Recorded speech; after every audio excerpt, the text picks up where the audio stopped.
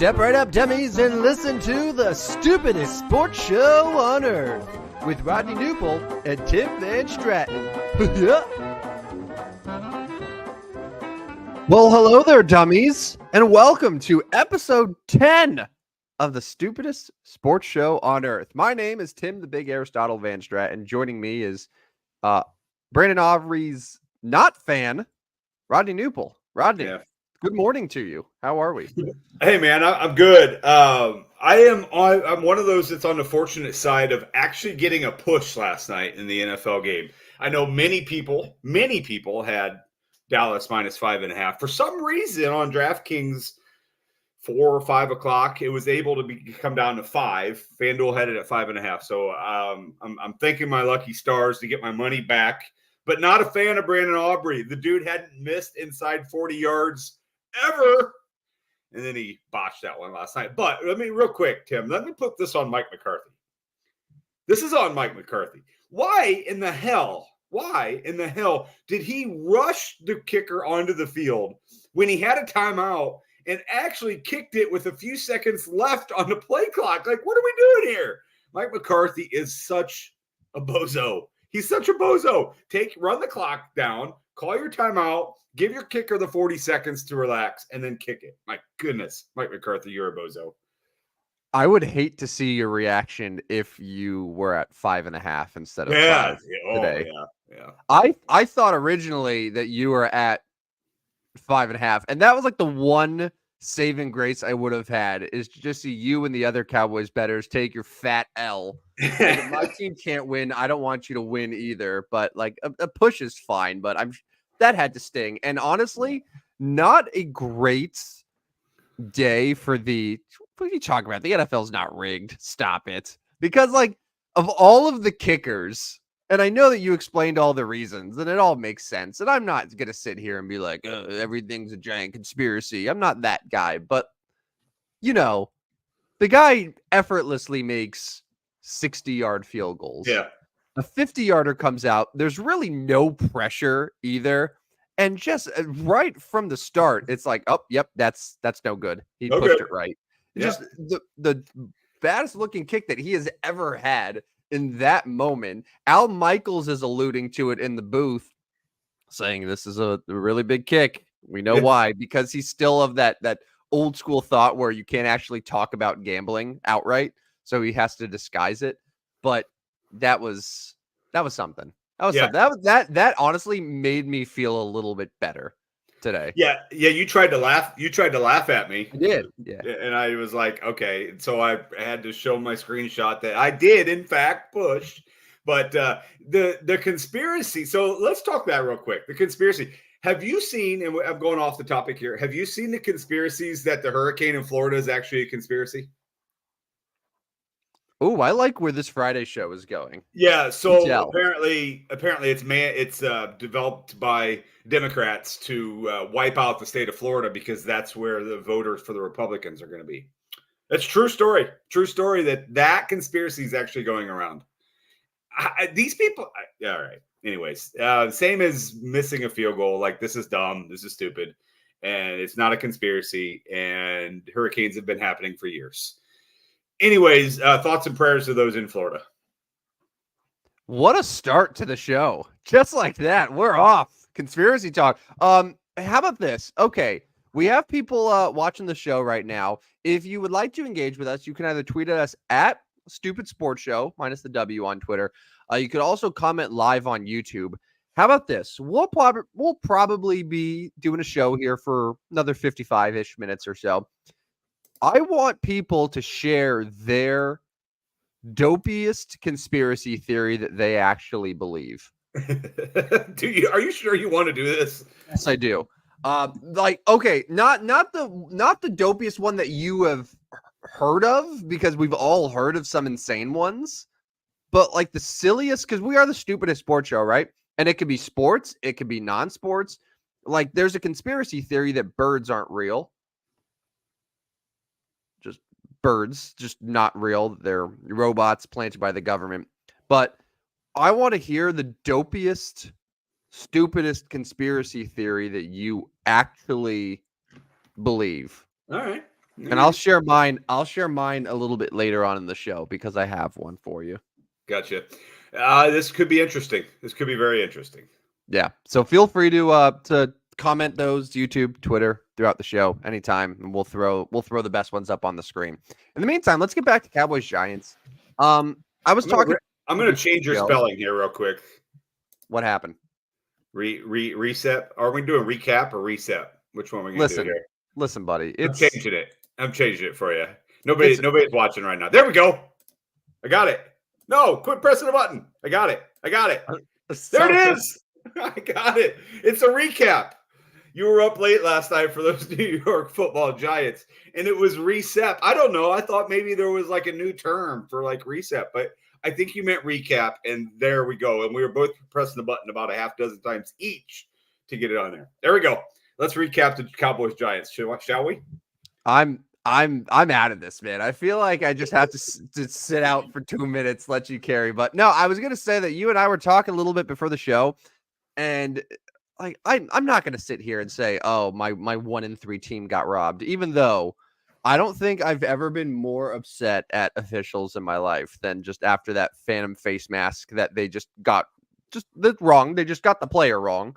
And it cost a devastating 15 yards, and who knows how the game goes from there if that 15 yards actually goes in the direction it should have been. And then the holding on the touchdown that was originally called and then removed. And besides the point, I'm not going to sit here and say my 1-3 Giants are this great team that was robbed.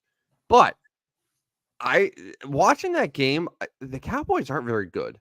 No. That's not a good football team. And there's a reason that they got their butts kicked against New Orleans, and up until a late fourth quarter charge against Baltimore, they were getting their butts kicked there. It's not a very good team. I mean, Daniel Jones was actually able to stand in the pocket, so the pass rush wasn't getting to him.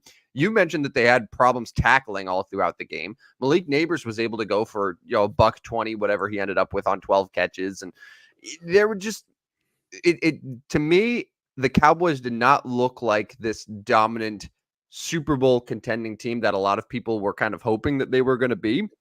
And I just wasn't very impressed by them. And that was a game that, again, last year in this same building, they won 40-0. Yeah. I try to be one of those guys that doesn't always like completely go right to coaching.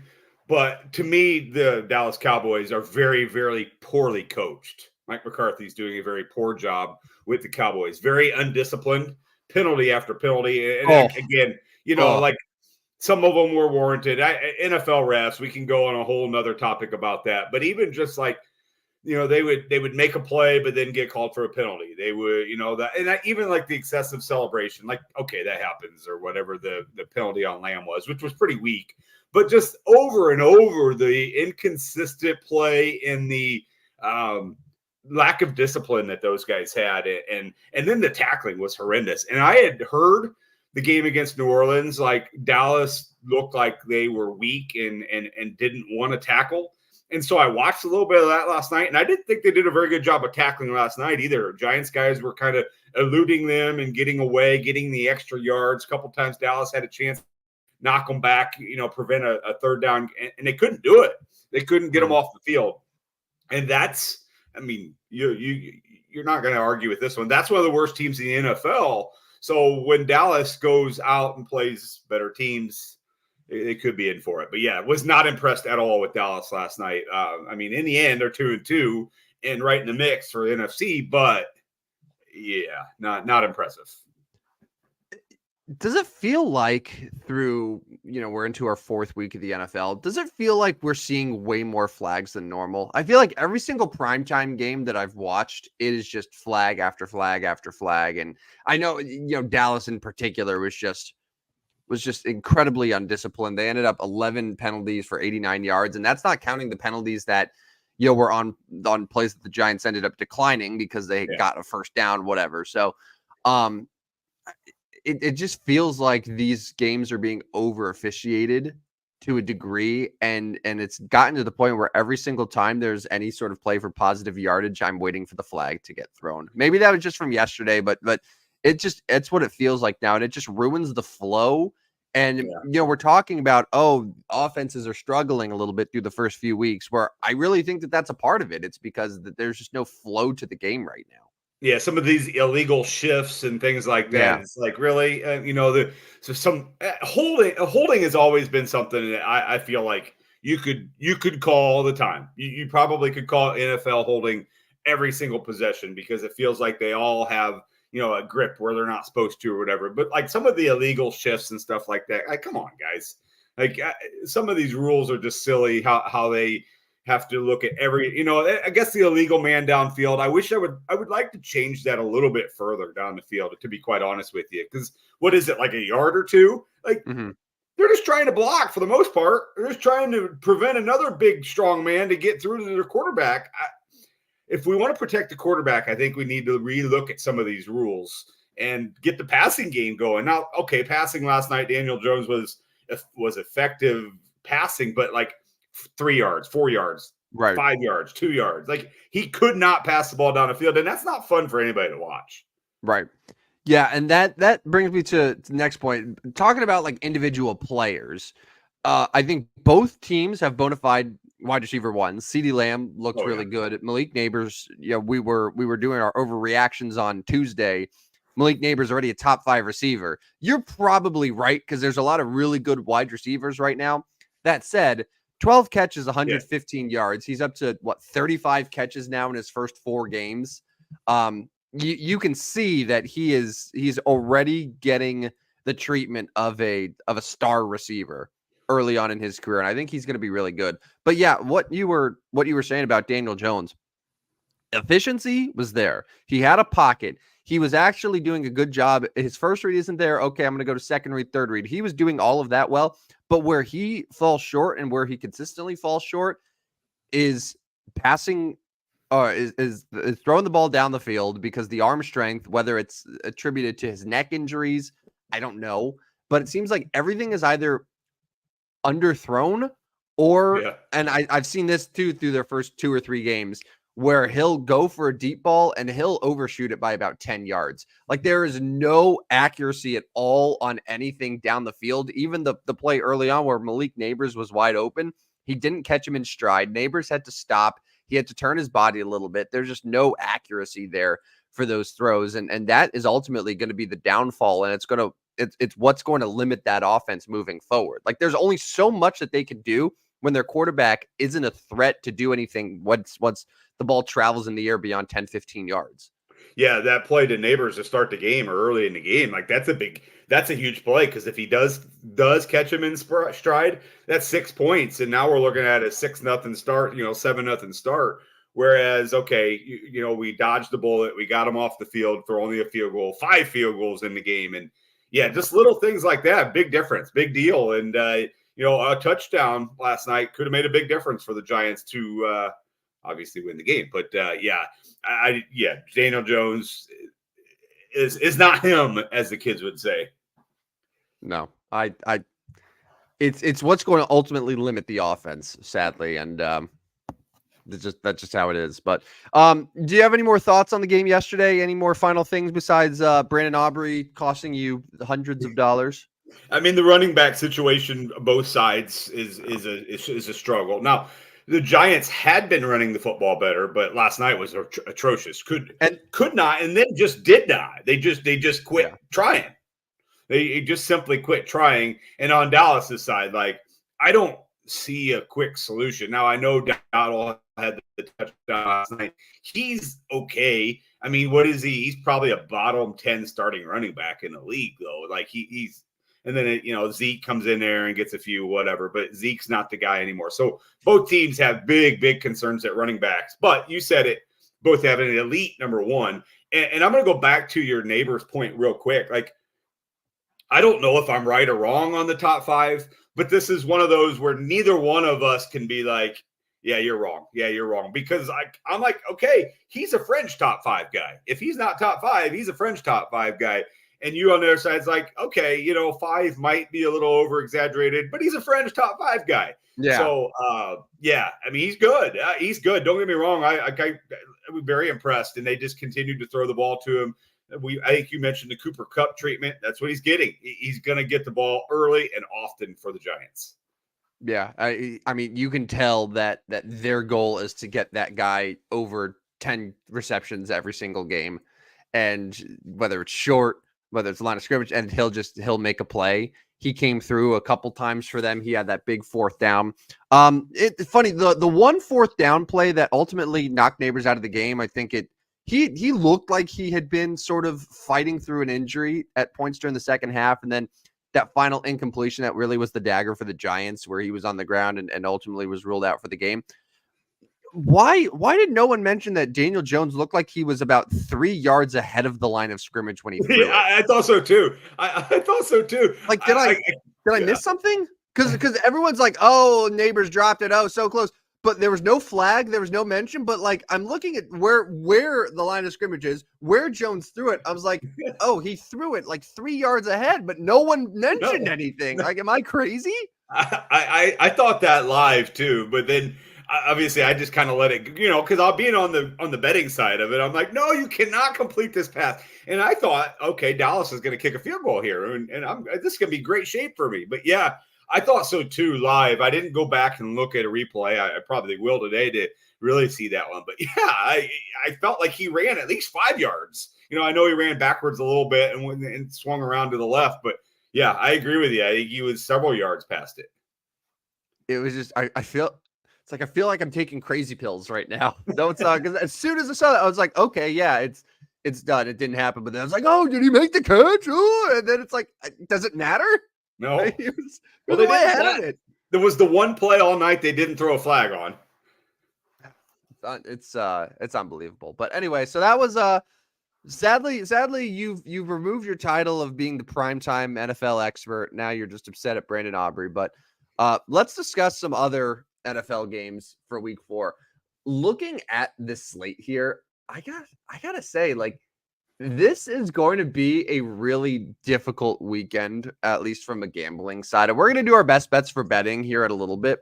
But like, there are a ton of games that are just really, really hard to get a read on. I mean, I would say probably the best ones in terms of quality, I think Saints Falcons, which right now Atlanta's a 2.5 point favorite there at home. Eagles Bucks is a pretty good one. Eagles are a slight road favorite. That's a rematch of their wild card game last year that Tampa Bay won pretty comfortably. Washington Arizona, that game is you would think 3 weeks ago that was going to be a dud, but I actually think that has the potential to be really exciting just based on how those two offenses are looking. And then probably Bills Ravens Sunday Night Football. That's a really good game. The Bills once again in prime time, but they're according to you and I and a lot of people, the best team in the NFL right now. So I would say those are probably the standouts, but it's going to be a difficult one to get a read. I think that this is a real crucial point for a lot of teams right now to show if they're for real or if they're not. Yeah, I mean, even like Eagles at Bucks, 2 point favorites for the Eagles. I'm staying far away from that Rams-Bears game. I can't figure out either one of those teams. Bears are actually favored at home in that one. I mean, in the end, makes sense. Well, yes, but in the end, like if it comes down to coaching, like I'm taking the Rams, right? Like, who do you want? You want McVay or Eberflus? I mean, I'm taking McVay 100 out of 100 there. It's the old Nathaniel Hackett revenge game, Broncos Jets, right? Isn't he on the sideline for? Yeah, he's on the sideline for the Jets. For the Jets, so yeah. It'll be interesting. It's an interesting slate, but a very difficult betting slate. But that's the way it's supposed to be. I mean, even like Patriots at San Francisco, you would think the 49ers would rock them by double digits, but like, will they? I mean, where's San Francisco's health right now? And, we saw New England pesky in the first 2 weeks. So yeah, a lot of question marks this week. It's a good one. This is a game between two pretty bad teams, but has the potential to be very defining for both. Browns Raiders. Yes. Because you have a Browns team that's sitting at 1-2 that has one of the worst quarterbacks in football, just the worst quarterback situation in football, in Deshaun Watson in Cleveland, coming off a bad loss to the Giants. You're facing now a Raiders team that's coming off of a horrendous loss to Carolina, where the coach is calling out the players for making business decisions.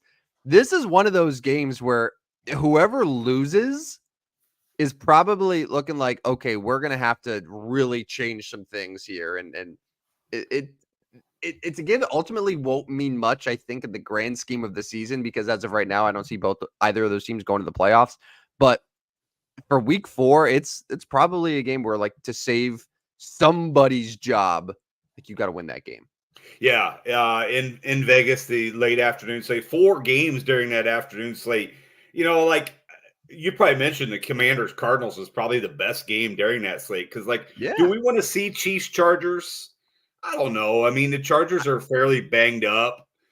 I don't know And as the if we Chiefs, want to. and it's what we were talking about Tuesday. The Yeah, Chiefs, yeah, the Chiefs are the Chiefs, but, like, are they? Like, they're not the yeah, Chiefs that we're so used to from the last few years. They're pretty tough to watch. yeah. And yeah, the Chargers are going to be without two of their tackles, I think. So it's probably going to be a real low scoring game, not very interesting.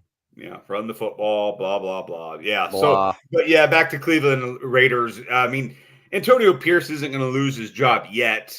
Now on the other side, Kevin Stefanski, who people were clamoring for him to be Coach of the Year several times over the last couple of years. Like, okay, and wasn't he the Coach of the Year last year? Right? Uh He won yes, it he last year. was. He And was. now Yeah. he's going to be a 1-3 start or whatever. And like now we're looking at him being one of the top 5 Well, candidates to be I don't fired. So I don't think I don't think Stefanski's job is in danger, okay. but it could be if they continue to roll with Deshaun Watson and they continue to lose games. Yeah. Like, I think for Stefanski, the move would be, we need to make a change at quarterback. And I mean, if Watson keeps shitting the bed, like, what choice do they have? Right. So when I say jobs are in jeopardy, this might be a Deshaun Watson's job is in jeopardy, because I think people are realizing that Jameis Winston, it's not a typical, oh well, let's see what the backup has. No, I Yeah. think most people think Jameis Winston would be a better option for that offense and that team right now. Yeah. Yeah. That'll be an interesting one. And like you said, the Sunday night game is going to be a good one as well. Buffalo Ravens. Monday night's kind of gross. I Yeah. mean, it's your man Campbell taking on Seattle. But Titans Dolphins in that first one. That's pretty gross. It Titans is pretty gross. Dolphins, a revenge game from that Monday night thriller last Yes. season, late in the year, where the Dolphins were up big. The Titans inexplicably came back in the last 4 or 5 minutes of that game and ultimately cost the Dolphins an AFC East title. Yeah. Oops. Um, is it going to be Tyler Huntley for Miami? That's what I've heard. Yes. Back or quarterback number 3 in week 4 for Miami. That's pretty good. 36.5 is the total on that one. Ugh. I'm assuming they're going to send Fowler and whoever to that game, right? And they're going to send Joe Buck to Detroit.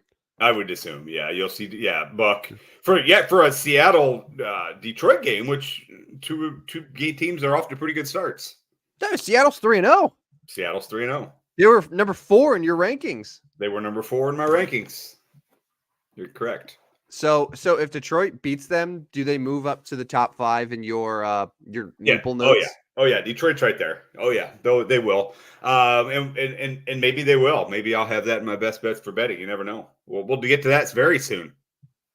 You're so right. We will. But first, real quick, college football. Pretty good college football weekend, actually. A lot of good games, including a couple tonight where we have the U. If you're listening on a Friday, Miami hosting Virginia Tech. I'm probably staying away from this game, especially with the weather factors that are happening there. I'm seeing some people in their betting analysis of this game talking about how the hurricane is going to impact both teams. It's like, well, it's going to force teams to run the ball. That's an advantage for the Hokies. It's like, I don't know if I want to use the guise of natural disaster to influence how I'm going to bet a football game. I don't know. Yeah, but even at that, like, is it going to affect? I mean, it's Cam Ward on Miami's side. Like, right. He's pretty good. He's pretty good. Yeah. Like, I don't know. I mean, and by tonight, like, the winds are going to be down quite a bit in Miami. I mean, it's gone through the southern portion of Florida a long time ago. It's already in Georgia or South Carolina at this point. So I don't know, man.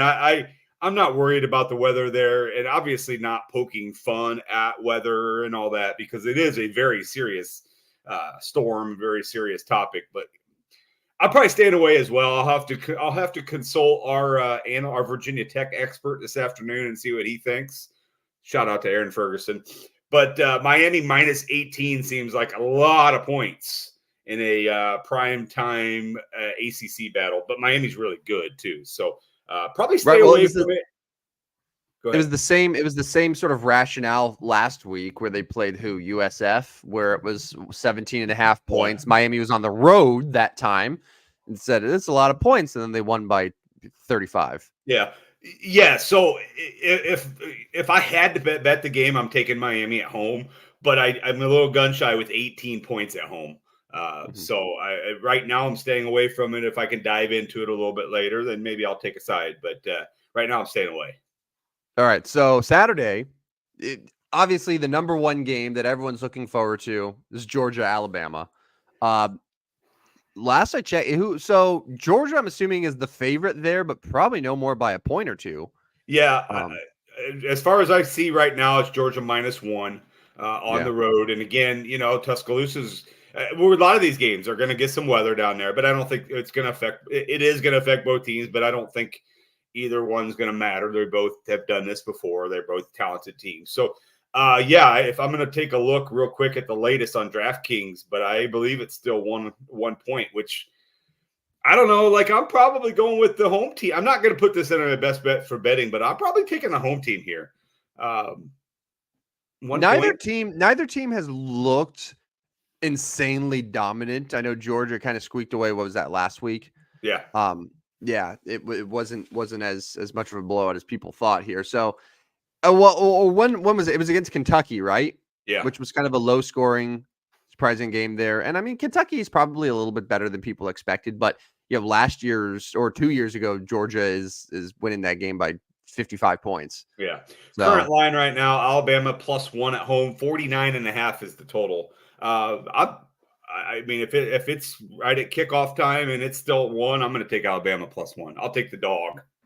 So then what's the number 2 game? Because there are a few different options for Saturday, but what's probably the next best game where if I'm looking at this college football slate and I'm saying, okay, we got Georgia, Bama, but where should I turn my attention to next? I mean, probably Illinois at Penn State, which is the exact same time, the 6:30 Central Time. But, I mean, 2 top 20 teams there. Illinois obviously shown that they are belonging right now. But if you don't like that one, the 2:30 slate's going to have Louisville at Notre Dame. Again, 2 top 20 teams there.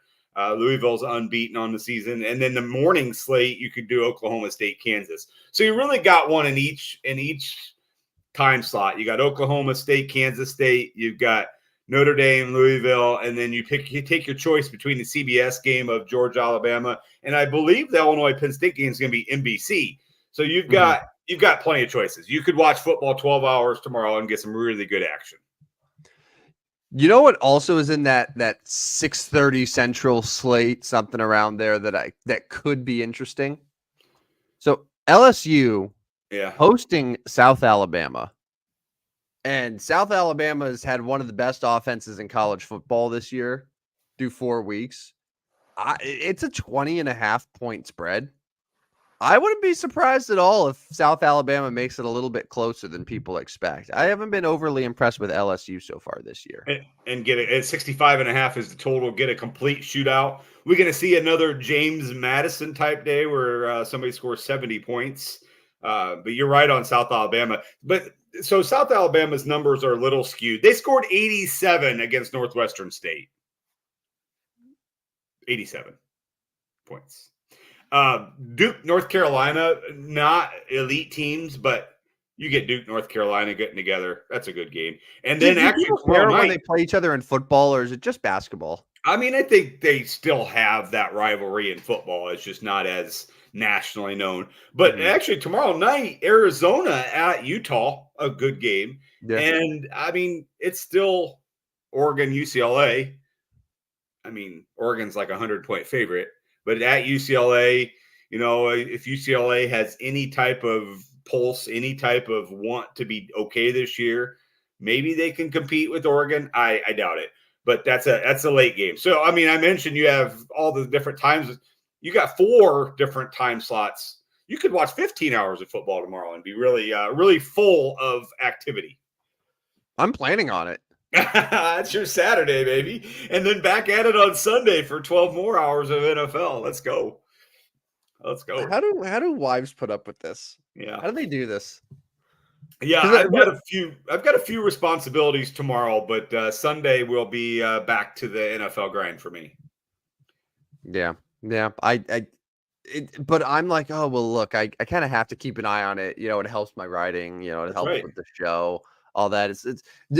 I was really able to do it when I worked at the radio station too. It'd be like, oh, well, I got to talk about this on the show, and that's like pretty much I could watch any sport because I needed to, even though needed to watch it. Yeah, no, I know. It's like, hey, I'm preparing for work. I got to be prepared. But yeah, it is a good college football slate. I know. I don't remember exactly what week it is, but there's a week coming up where it's even better. I think. In October, there's probably a 2 to 3 week stretch where every single weekend is some amazing games. But is it in 2 weeks? Is it in Georgia, 2 weekends? Texas. Georgia, Texas is coming up in week 8. Illinois is at Michigan. Miami's at Louisville. Alabama's at Tennessee. Yeah, that's a good week. Yeah. Week.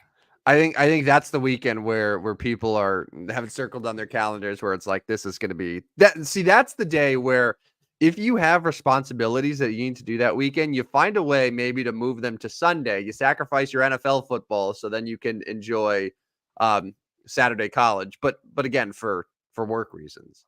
That's the week where, you see these memes of, I wouldn't even attend my own wedding for that week, because you'd be watching college football. All right. So I have seen people talk about that where they're saying, hey, so I got invited to this wedding or I'm in the bridal party of this wedding. It's on October, whatever. It's the same day that Alabama's playing Tennessee. What should I do here? And it's like, why are people scheduling weddings during this time? Do they have no sort of situational awareness of what is happening in the sports world? I don't get it. I mean, it would seem kind of silly to have it on a Saturday in October or a Sunday. I mean, no, there's not a whole lot of weddings on Sunday, but a Saturday in October seems like a bad idea. It just seems when was your wedding? July. All-Star break. Major League Baseball All-Star break. Middle of July, bro. I mean, that was one of the first things I said. I was like, okay, so when we go to St. Martin, the Cardinals are off. First couple days, Cardinals are off, man. We're good to go here. They got July 16th. So right in the middle. I think there's 12 baseball games. So what? You can. I'm a smart guy. Yeah, I'm pleasantly surprised by that answer. I was really hoping it was going to be something like that, deliberately play it right during the least important time. You certainly wouldn't do it during football season. No. And I mean, October. Well, plus October. What am I thinking about for October? And it has nothing to do with football. I'm thinking playoff baseball. What if my team's in the playoffs? Mm-hmm. What if my team is in the playoffs and I scheduled a wedding, or I'm going to a wedding on a Saturday or Sunday in October? You're going to play in the playoffs on that Saturday or Sunday. Major League Baseball is not taking. I mean, they may get the Friday off, but then they're going to play game 3 and 4 on a Saturday, Sunday. You're risking 2 chances? No way. Especially late October. That could be World Series time. No chance. I'm not going to that wedding. Don't invite me. All right. On that note, it's time for best bets for betting. What say you? This is a segment that we like to do every week. And I think we're going to have to rename this at some point because it might be best bets to fade or something, because it has not gone very well. So far through the first few weeks, Rodney is sitting at 7-8. And I don't know what's going on with me. 4-11. It's just, all right. I've diagnosed the problem. It's because I'm betting every single game, and then what happens is the next day we see the numbers of how the public is going into these games, and then they're all agreeing with me, and then the public is getting absolutely destroyed. So I'm trying something new. Where I'm gonna totally fade every sort of public opinion that there is, and I'm just going to ignore it. If the public is heavily on something, I'm just going to do the exact opposite, and we're going to see what happens. All right. Let's do it. All right. I can give my first pick. We ready? Yes. All right. My first pick is going to be the Notre Dame Fighting Irish at home against the Louisville Cardinals. So I like Notre Dame still this year. I know they took just a horrendous loss to Northern Illinois. Notre Dame still has a chance at the college football playoff. Their schedule is fairly soft. Louisville, Stanford, Georgia Tech, Navy in the next month. And then you're looking at Florida State, who's down, Virginia, Army, also not very good. And then at USC in week 12. I like Marcus Freeman still as a coach. I know his back's to the wall there for Notre Dame. Louisville is unbeaten, but they haven't played anybody, haven't beat anybody. I'm going to take the Irish at home -7. Hopefully we can get about 31-21 type win for the Irish. I'm taking Notre Dame -7 at home.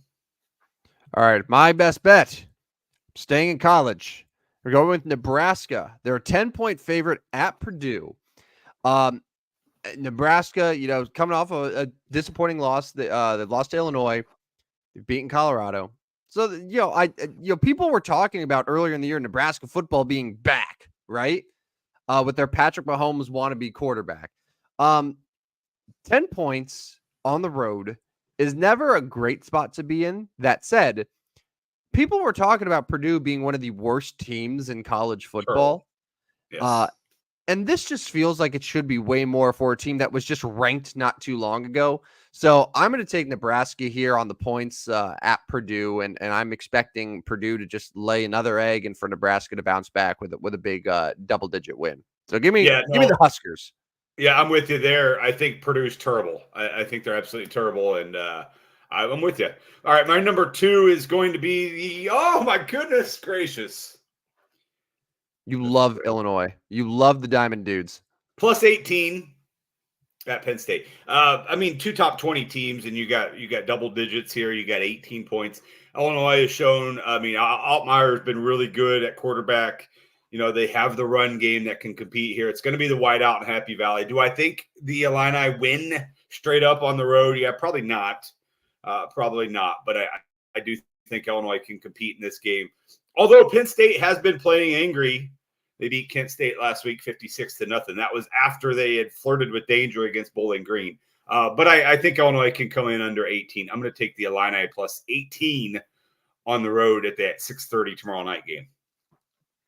All right. My second best bet for betting, I'm also going to stay in the Big Ten. We're very Big Ten heavy today.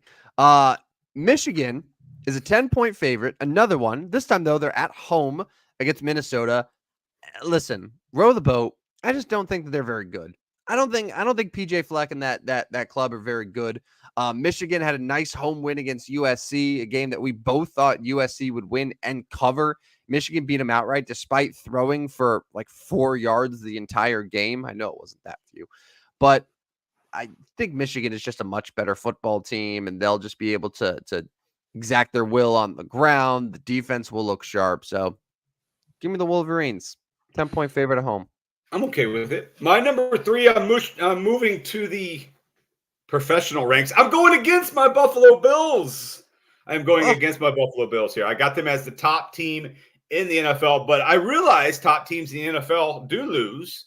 I realize things change from week to week, and I am going to take the Baltimore Ravens at home on Sunday Night Football. Remember, I am still the primetime expert of the show. I'm like 8-2-1 or something silly like that on primetime. So I am going to take Baltimore at home. I think this is one of those where Baltimore needs to show that they are back and they can get back in it here when they win their second straight.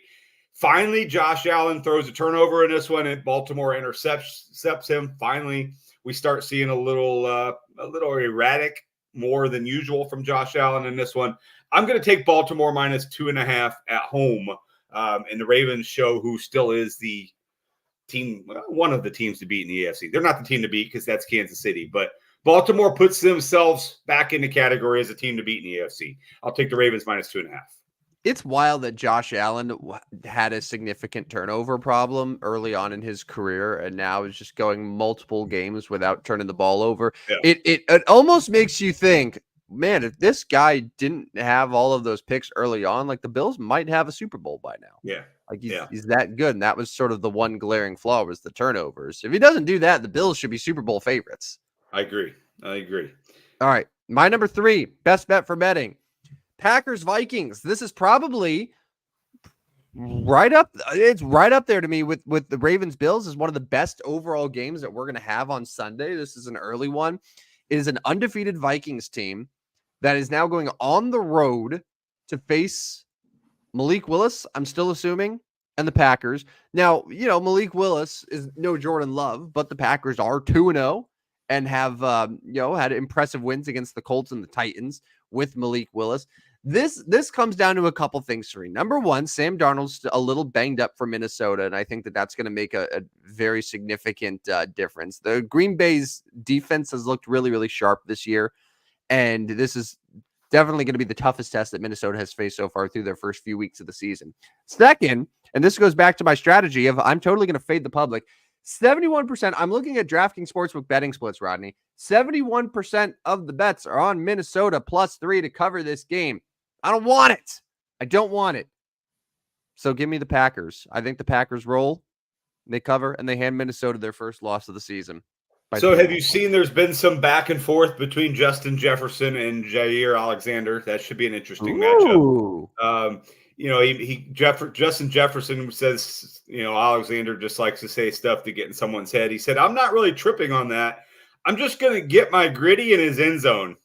He's already talking about getting into the end zone, but that should be a good matchup. I'm obviously very high on the Vikings. Not sure I like this game one way or the other, so probably going to avoid that one because that's what good bettors do. They just avoid it. All right, let's move to number 4 for me. I'm going to stay in the National Football League, and I'm going to take – so Seattle is my number 4 in my power rankings. I'm taking my number 1 and my number 4 to lose primetime games this week, but this just makes sense, right? This just makes sense. Like, we got a Lions team who many think could win the NFC, who already lost the game. Now they're at home. They're taking on this undefeated team who people aren't real sure about still. This just seems like one of those where it's like, yeah, Detroit just buries them.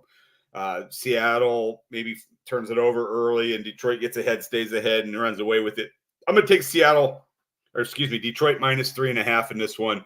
And really, it's just one of those where I see it, I bet it, and I move on. Like I don't want to overthink. I don't want to underthink. I want to just bet it and move on. I'm taking Detroit -3.5 Monday night.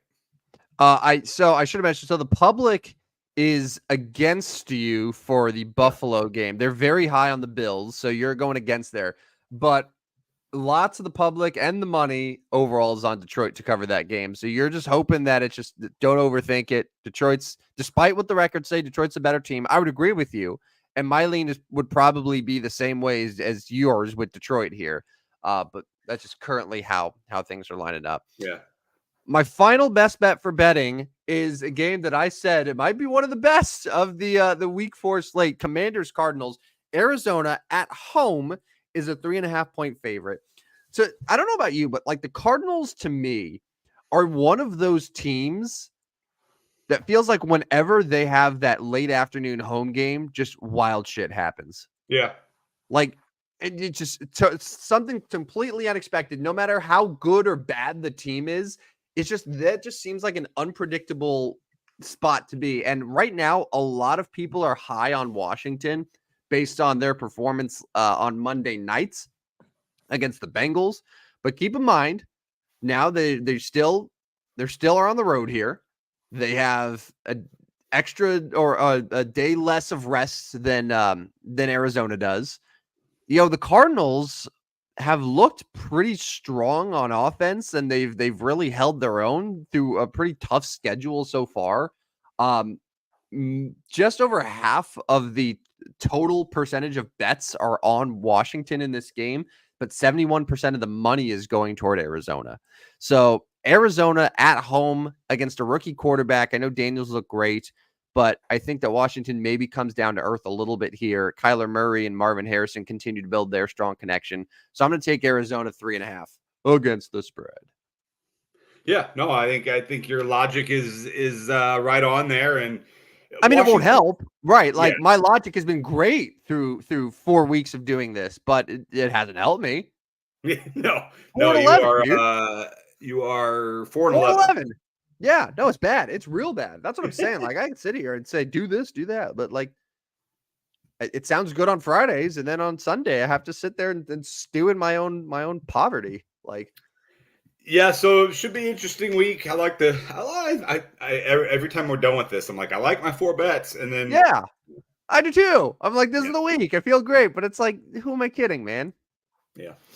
Sucks. All right.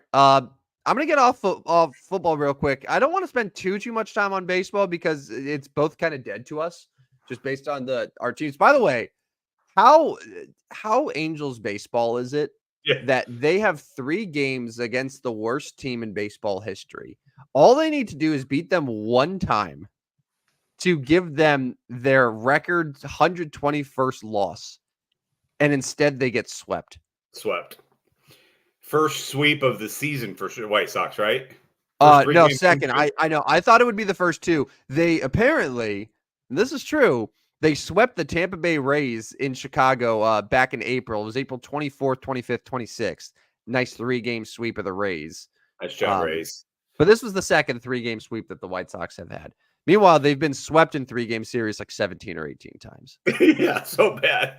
Yeah, I mean, so Major League Baseball here, obviously final weekend. I mean, really so the Atlanta New York thing's interesting that they're playing a doubleheader on Monday, Yeah. possibly to decide a wild card, because right now Arizona's at 88 and 71 ahead of both those teams. So yeah, that's going to be interesting. But in the American League, it's going to probably be over as soon as tonight. I mean, Detroit needs 1 win over the White Sox, and Kansas City needs 1 win. And who do the Royals play? The Royals play. Who did the Royals play? I don't even know. The Royals are at the Braves.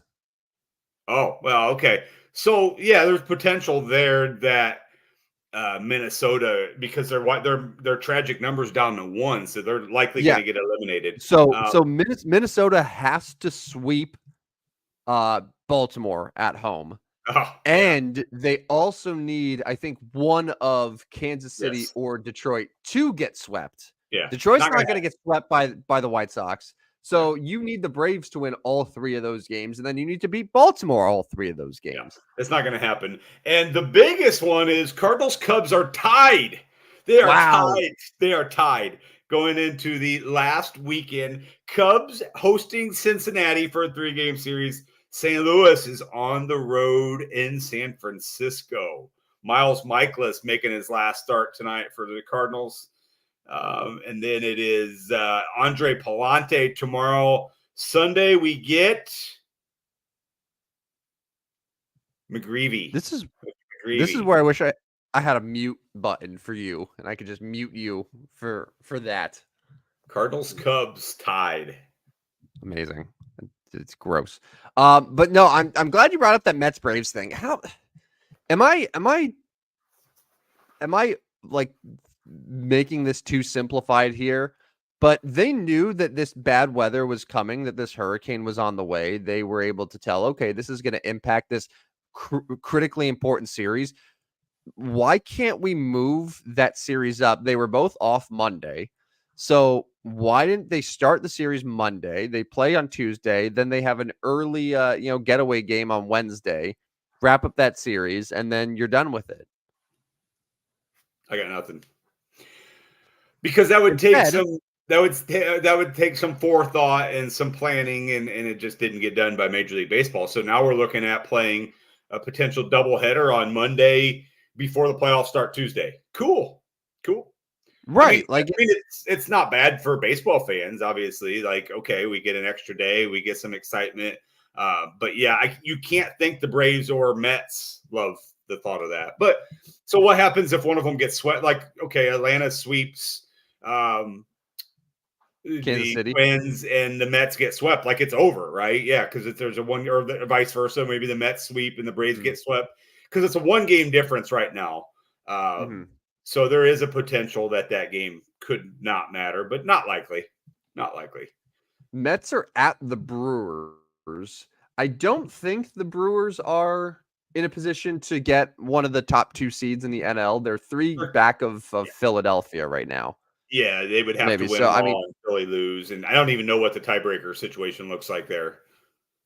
right.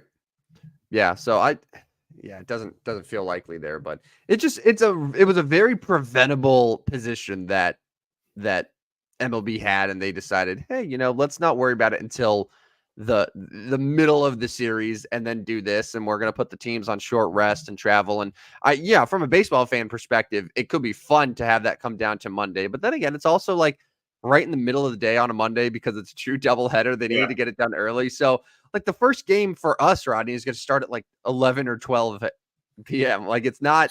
It's okay. So we work from home. We watch. No, baseball. I know, but I'm saying like not everyone does. So it's just like it's not like it's going to be this huge ratings bonanza because it's just Monday early afternoon. So we get doubleheader of baseball, then we get a doubleheader of football. I'm not complaining, but hey, I got a question for you. So if you're the Dodgers sitting at 95 and 64, 1 game up on the Phillies, and I don't know what the tiebreaker looks like for the top seed in the NL.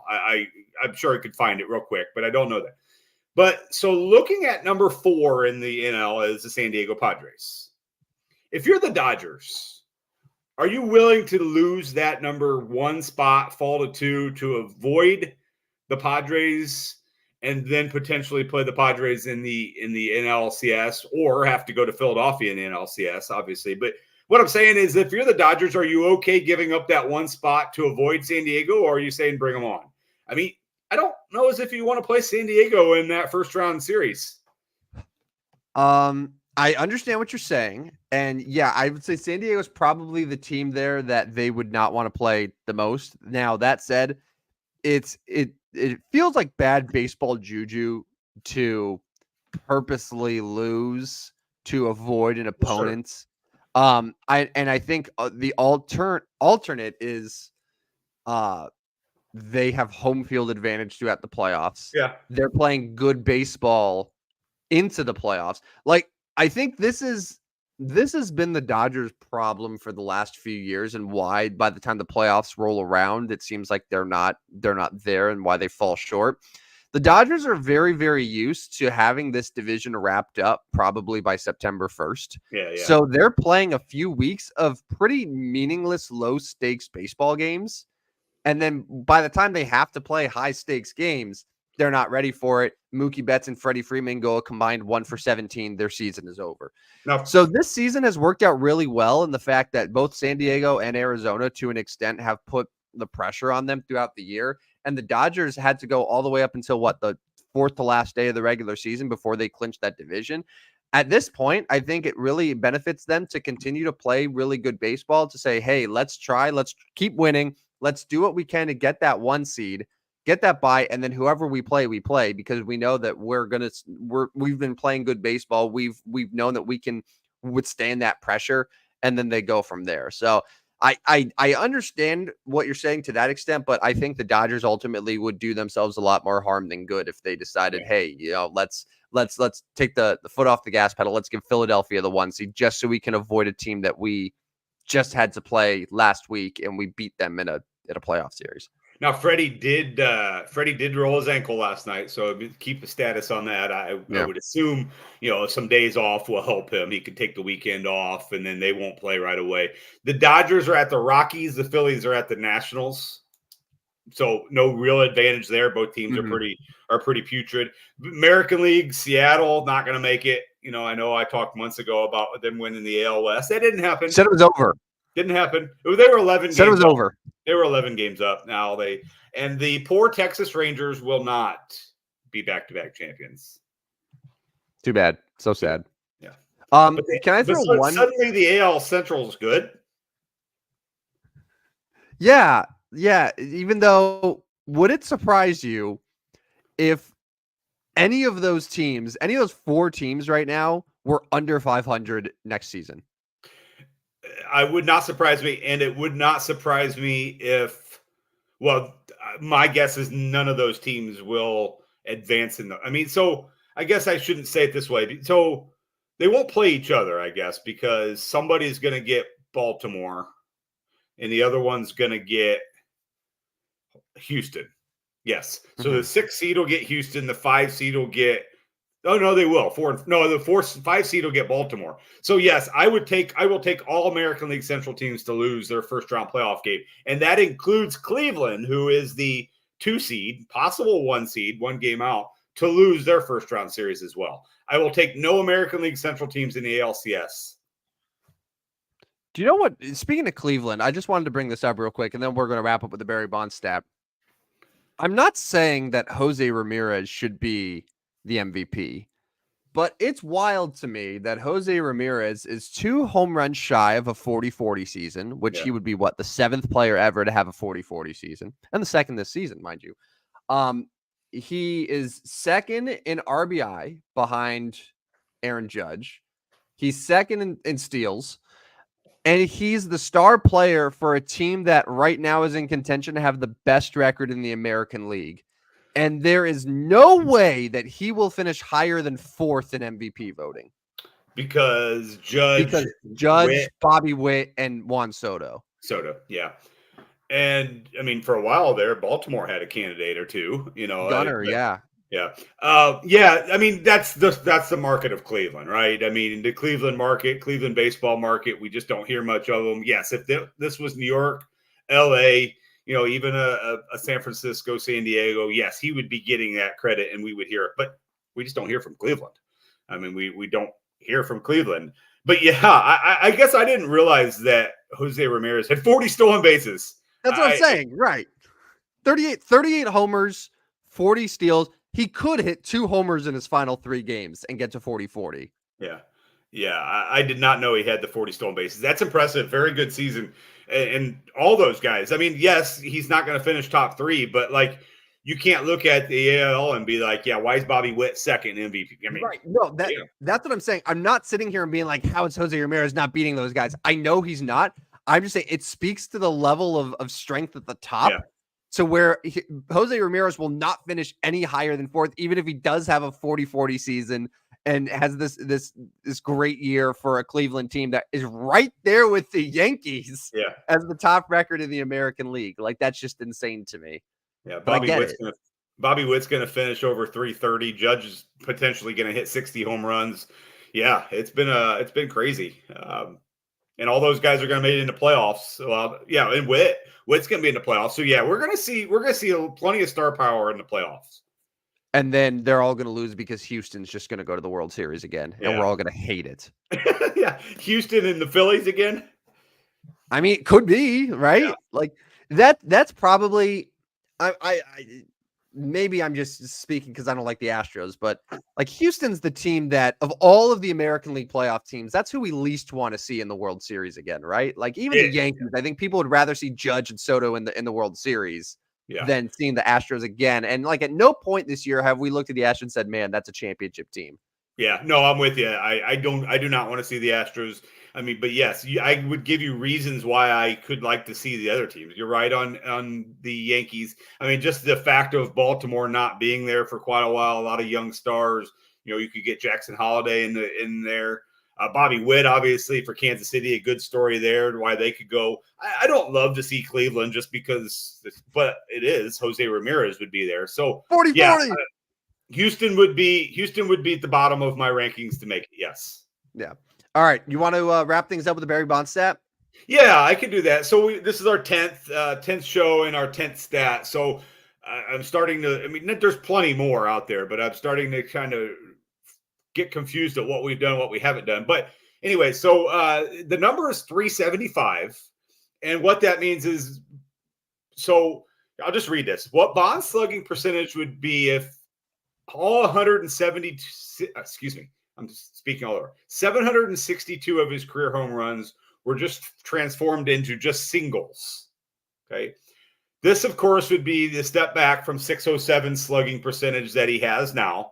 So he would go from 607 to 375, which is a huge difference. But That 375 would be 8th all-time among hitters with at least 3,000 plate appearances.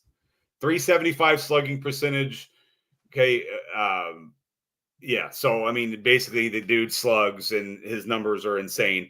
It would, however, still be better than marks of guys like, Bill Maz and guys like that. So I know I kind of butchered this. You can find this one at bleacherreport.com, but basically his numbers were insane. 762 home runs. Moving it to singles, he would still be quite good. So you're saying it would be the 8th best slugging percentage ever, even if he didn't have a single home run? Correct.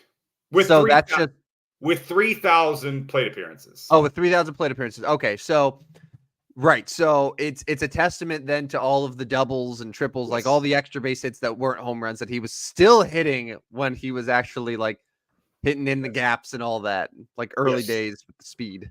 Thank you for clarifying that, because I give myself about a D- on that presentation. That was bad, man. Yeah, well, I mean, it was like 756, and I was like, oh, I got to get this Barry Bonds stat put together here. Went to it, didn't read it over real close, so did not prepare. I'm gonna give myself about a D- on that one. Well, that's okay. It's better than me writing a Cowboys Giants recep to start the show. Yeah, that's true. It is the reset, but I tried to quickly fix that so the audience wouldn't see it. But well, thank you for. I'm glad that we fixed it so smoothly when it happened. that worked out so well as we're both pushing the button at the same time. Definitely didn't derail the show. Yeah, nothing can derail the show. We're coming for you, Pat. Oh, by the way, so we talked at the beginning of the show about ridiculous conspiracy theories that we actually believe, and I said that I had one. I'll give you just one. I don't want to spend too much time talking about it because feel free to do the research yourself. Stevie Wonder is not blind. Really? Okay. That's all I got. I got nothing. I got nothing. You're not going to give us. You're not going to give anything else. I mean, there's a couple things there. There's certain videos of him where he's singing along and he's in a group and he's singing. His hands are doing whatever, and then the microphone in front of him starts to fall, and as it's falling, he grabs it. How would he know? Shaq has told a story before about Shaq getting on. He opens the elevator doors and Stevie is there, and Shaq doesn't say anything, and Stevie goes, "Hey, what's up, Shaq?" Like, just knows that it's Shaquille O'Neal there despite Shaq not saying any words. There are enough things out there. Just to question whether this guy's whole shtick is an act or not. So I don't know. It's probably wrong. But okay. Yeah, I don't know. Honestly, I don't think, because this is not really my realm. You know this. Right. That I don't think I've ever even considered this. Have you considered like that there are blind people who might not be blind just in general? I'm sure. Yeah, I'm sure that's possible. I'm sure it is likely. But like, who am I to question it? I guess I don't know. That's true. I mean, it's just fun. Like I said, it was like the dopiest conspiracy theories that you actually believe. If I can leave this show giving people a shadow of a doubt, then I've done my job. There you go. Yeah. No, I like that one. It's much better than the hurricane was created by Democrats to eliminate the state of Florida. Yeah. That's actually happening right now. Yeah, we're screwed. We are screwed. All right. A reminder that you can follow us at Stupid Sports Show on Twitter. No W. You can watch every show there every Tuesday nights, every Friday morning. And in case you missed any portion of the show, listen to us on Spotify, Apple, iHeart, YouTube, wherever you get your podcasts. We'll be there for you. So, Rodney, enjoy your weekend. Enjoy all the football, and I will talk to you on Tuesday. Sounds good, man. We'll see you Tuesday. All right. See you guys. Keep it dumb.